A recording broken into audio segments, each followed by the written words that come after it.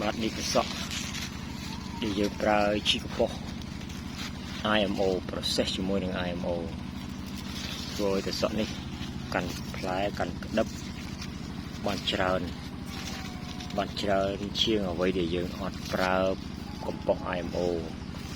ពីមុនយើងអត់ប្រើកំប៉ុស IMO ធ្វើឲ្យការជុះក្តឹបជ្រុះផ្លែច្រើន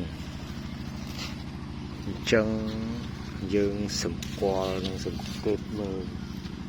តាមរយៈការប្រើជីកប៉ុស IMO នេះគឺមានគុណប្រយោជន៍ច្រើននិងគុណសម្បត្តិច្រើនជាពិសេសធ្វើដីធូរក្តឹបបានច្រើនផ្លែបានច្រើនអត់ធ្លាក់អត់ជុះក្តឹបពិសេសណាស់ជីកប៉ុសរបស់យើងនេះអាយុវា37ថ្ងៃ